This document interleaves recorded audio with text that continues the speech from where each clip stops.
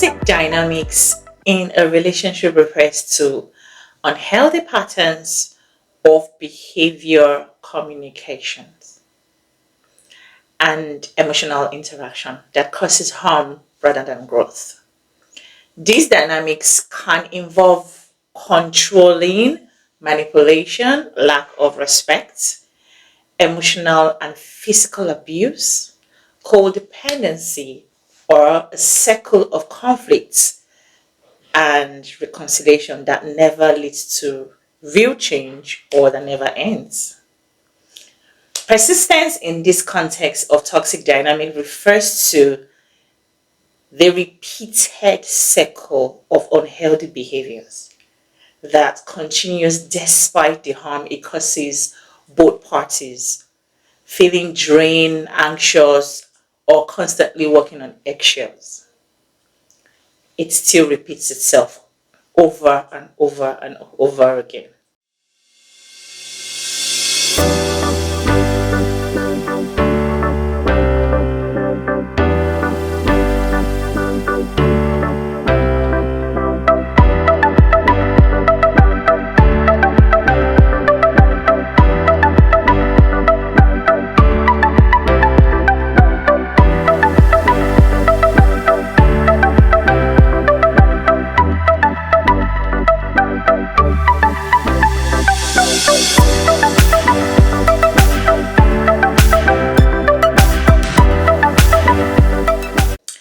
Hi everyone, welcome back to Real Talk with Ju. I am Ju, and today we are looking at toxic dynamics.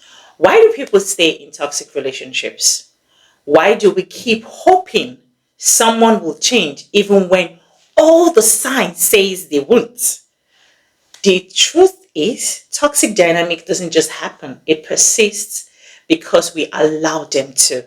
And sometimes without even knowing, it becomes a part of the circle. We become the part of the circle. Everything becomes a circle.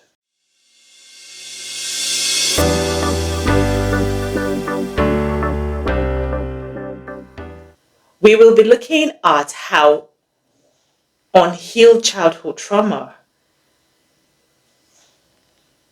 changes or enables the role of being stuck in a painful toxic dynamic or toxic circle.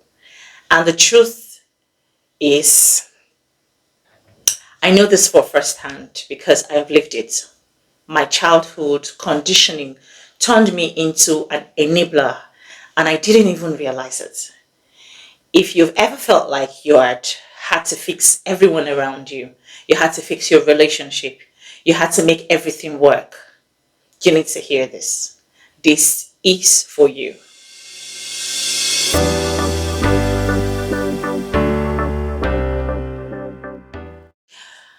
I used to think I was just being loving, patient, and understanding. I thought that if I just loved harder, um, gave more, and molded myself into the perfect version of who he wanted, then things would get better. But when I didn't see what was I was feeding the toxicity. I didn't see the fact that I was feeding his toxicity. I was nurturing that very behavior that was destroying me. So, in this video, we will unpack how childhood trauma shapes our relationship choices, why we stay stuck in toxic circles, and how to break free. Because sometimes the hardest truth to accept is that we are the ones allowing the damage to continue. It is easy to blame toxic people. But have you ever thought, what if I'm responsible for making his toxicity continue? So that's what we'll be looking at today. So now, getting straight to the point, let's be real. No one wakes up one day and chooses to be toxic or to be in toxic relationship. It happens over time. It starts with small red flags that we ignore. It grows through and changes into something that starts getting worse and worse and making and turning into toxicity, real toxicity. And we keep making excuses for them till it becomes like a deal breaker for us, right? So for me, it started with little things.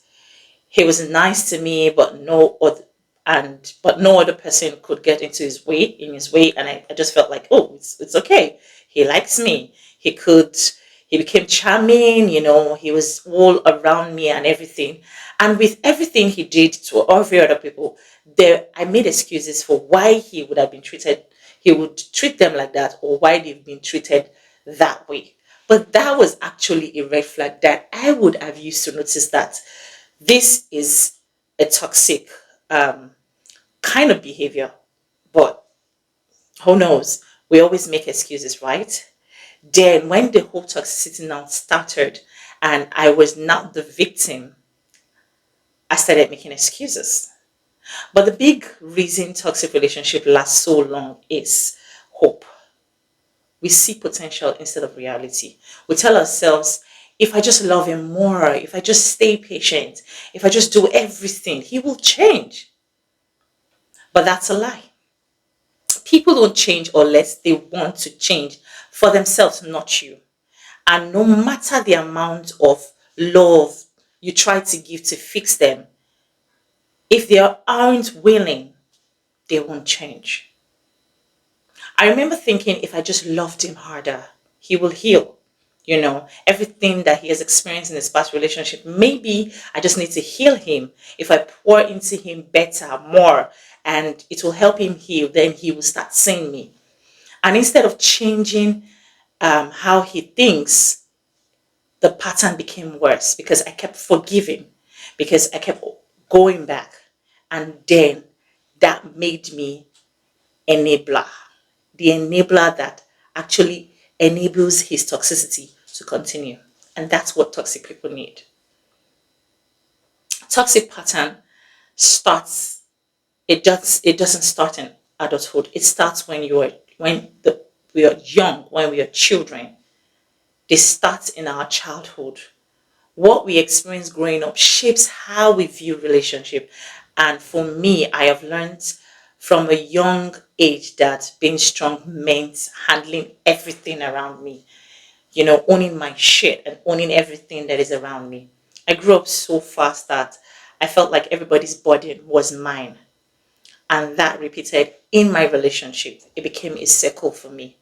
So as a child, I took up roles I shouldn't have. I was always the one making peace, always fixing things, always holding things together. And that's how I entered into a relationship, believing that love meant sacrifices, okay? Sacrificing myself to make things work. And I never stopped sacrificing because they never stopped asking. And that's how the cycle continues. While I was fixing and trying to heal him, I was being destroyed because of how my childhood trauma conditioned me to think that I was the savior. Another reason people stay in toxic relationship is fear. Fear of starting all over again. Fear of being alone. Fear that maybe, just maybe, things would change and he would regret doing this to me, you know. But I have learned, because I was once like you, that staying in a toxic relationship will not break the cycle. It will only make it worse. The only thing you have to do is walk away. It's like holding into a rope that is burning your hands. The longer you hold, the deeper the pain. But somehow you are convincing yourself that letting go will hurt you more. The truth is, if you hold on, the pain will get worse and the scars will remain and it will get deeper and it will take time to heal. That's how fear of letting go holds you back in toxic relationships. But here's where it gets worse. Here's what's dangerous about this. When enablers live long enough in toxic people's life and finally speak up, The exact thing that happened to me was, the question is, why now? Why are you speaking up now? Why did you speak up? You've been taking it, you've been enjoying it. Why now? Why didn't you speak up? Because it's truly like you're watching a house slowly catch fire and you're telling yourself, it's just a little smoke, it's not going to burn down the house. It will be fine. When I pour a little bit of water and I run around and pour like soap and omo, that mixture, it will burn it, it will bring it down. That's how it is staying in a toxic relationship. Then when you finally speak up, it's not like, but you've been here, you've been enjoying it. Why are you speaking up? I have faced things and I had to face the hardest truth. And that hardest truth was, I can't continue in a toxic relationship. You can't continue no matter what you're giving yourself, the excuses you give yourself to stay in these relationships.